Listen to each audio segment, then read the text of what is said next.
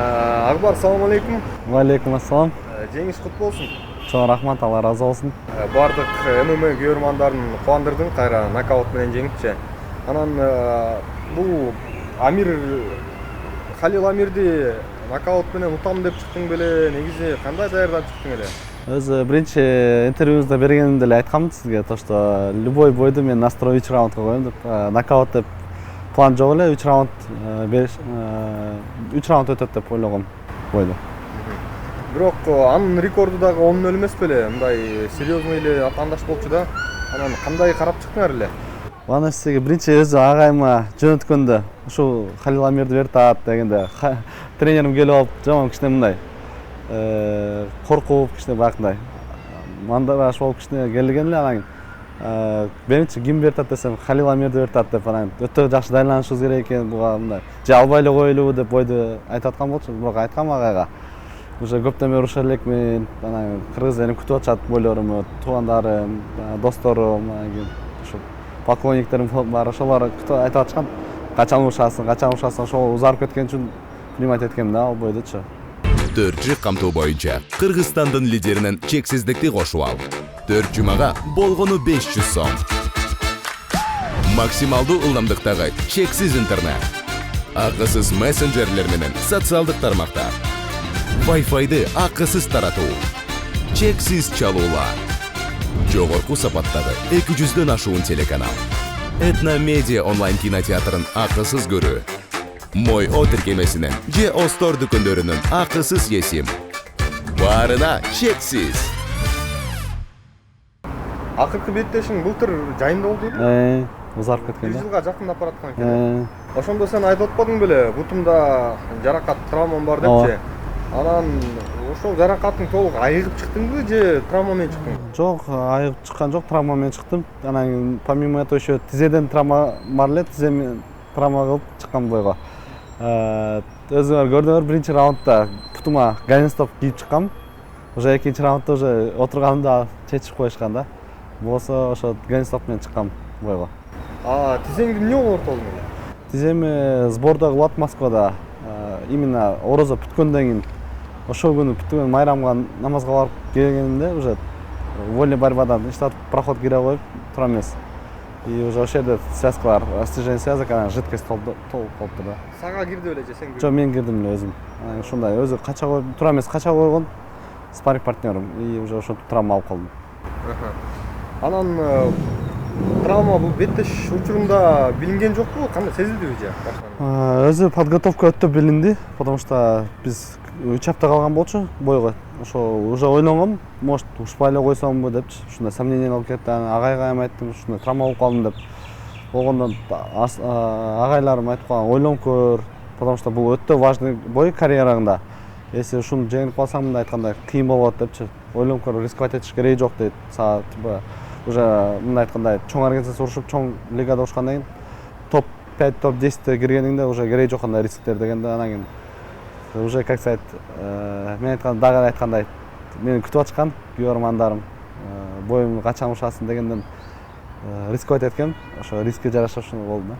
Негизи буга чейин карьераңда ушундай пауза болду белечи? Карьерада мындай болгон, ооба болгон.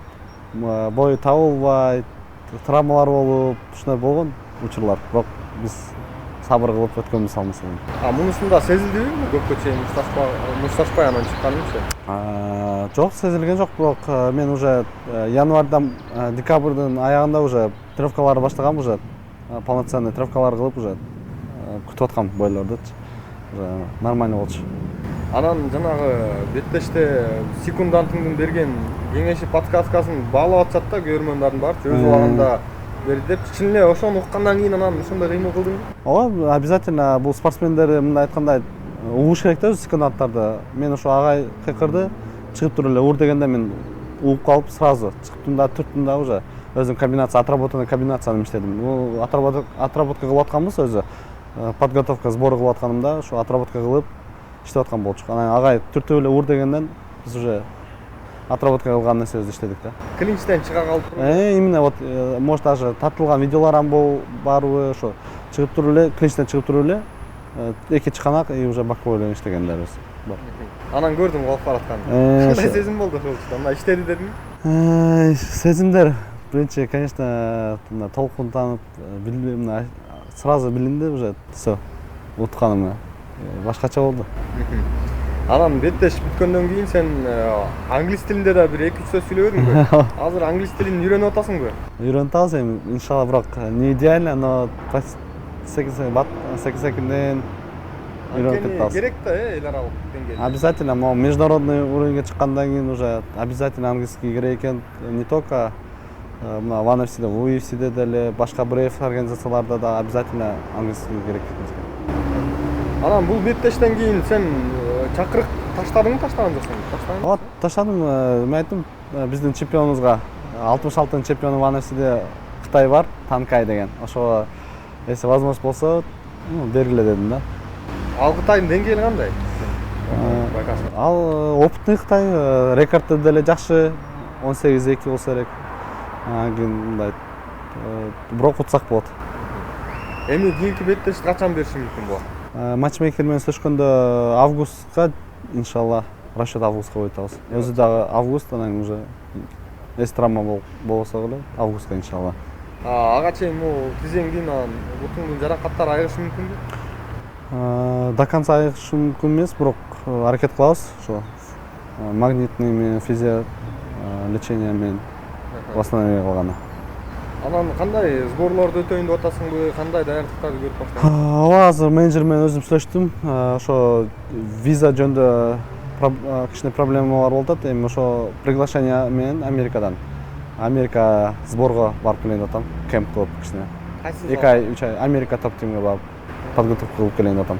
Кийинки беттешим, иншалла. Акта кимдер макчу эле белгилүүлөрдөн? Белгилүүлөрдөн точно сизге айта албайм, бирок Забит Магомед Шарипов, Мага Тигрлар ошол жакта тренировка кылат эле да, ошол. Анан кийин эң мыкты зал Америкада, ошо Америка топ тим алган болчу да, ошого мен дагы барып ошол жакта тренировка кылсам деп ойлогом. Мыктыбектин беттешин көрдүң да UFC'деги? Ооба, обязательно прямой эфирде көрдүк, болеть эттик, колдодук, дуа кылдык. Молодец. Кандай баа бердиң өзүнө, анан ата-анасына? Мыкы билет элем, постоянно формада балат, күчтүү мыкы. Анан бунусунда көбүрөөк стойкадан иштеди, өзүнүн стилинде иштеди, бирок стойкадан кичине жакшы прогресс бар. Ошо Мыктыбектин UFC'ге кириши биздин ММА мушкерлерге кандай таасирин берип атат, мындай байкап атасыңбы сүйлөшкөндөрчү? Өтө жакшы болуп атат го дейм, то что биз эми иншалла азыр байкасаңар Уран Сатыбалдиев деген байкебиз бар. Ал деле уже отбор UFC'ге өтүп атат, Дана Уайттын шоусуна. Одан кийин эси ошо кыргыздар ошо поддержка кылса, комментарийден, анан медийный жактан трансляцияларды покупать этип жакшы колдоп берсе, Кыргызстандын мушкерлери көбүрөөк кирет деп ойлойм UFC'ге. Сен медийнасы деп калбадыңбы? Ошол нерсе да өтө маанилүү эмеспи? Анан аны көтөрүүгө дагы негизи аракеттер болуп атабы? Аракет кылтабыз. Трешток керекпи балким? Жок, трешток керек, но правильный трешток керек экен. Мындай айтканда хейт эмес. Далил менен керек экен. Мындай. Анан кийин биздин главный трешток мына бизди бойдо. Надо доказывать в бою дегендей. Бойдо көрсөтүшүбүз керек. За пределами надо быть аккуратным, как мен үчүн пример Федор Емельяненко окшоп. Бойго чыгат, результат көрсөтөт, бойдон кийин уже кадимкидей адам бизге окшоп, өзүбүзгө окшоп мындай. Эч кимге зыян келтирбейт, өзүнө өзү. Бул беттешке салмакты түшүрүп весогонка кылыш канчалык болду? Жеңил болду? Весогонка жеңил өттү. Жакшы туура диетага отуруп баштадым эрте. Ошо ончо деле кыйналган жокмун. Көп деле салмак кылган жоксуң? 10 килограмм курдум, 10 килограмм айтса болот. Болжол менен. Диета менен чисто. Анан ошо беттештен кийин жана чатыриге кайрыласың го сен президенткечи. Аны менен тааныштың беле, сүйлөштүң беле? Жок, биз мындай тааныша элекпиз, бирок Инстаграмда жазсам жооп берип, өзү да жооп берет, жазышып турабыз. Анан кийин айтат: "Оставайся скромным, и ты будешь чемпионом" деп жазып турат. Анан менин билгенимче сенин бир да беттешиң аягына чыга элек, Мындай аягына чейин бүтө элек да? Бүтө элек. Баарын эрте уткансың, атаандаштардын. Анан бир айтып калат го мушкерлер, раундту толук дистанцияны сезип, аягына чейин мушташ көрүш керек эле депчи. Сенде ошондой ойлор жокпу? Сезгенбиз уже любительский карьерада болгон ал нерсе, кийин прайстан кикбокста сезгенбиз, андай нерселерден уже баштан өткөн. Тажрыйба жетиштүү. Ал жактан жетиштүү эле. Эми алдыга кандай план коюп атасың? Жакшы пландар? Иншалла ушу ВНФСнин уюмун курду алып келиш керек Кыргызстанга. Жана контрактты бүтүрүп, UFC топ 10, топ 5га кирип туруп, UFC поясын алганы аракет кылабыз. Кыргызстан желегин бийик көтөрүп, иншалла Кыргыздын намысын бийик коргоону аракет кылабыз.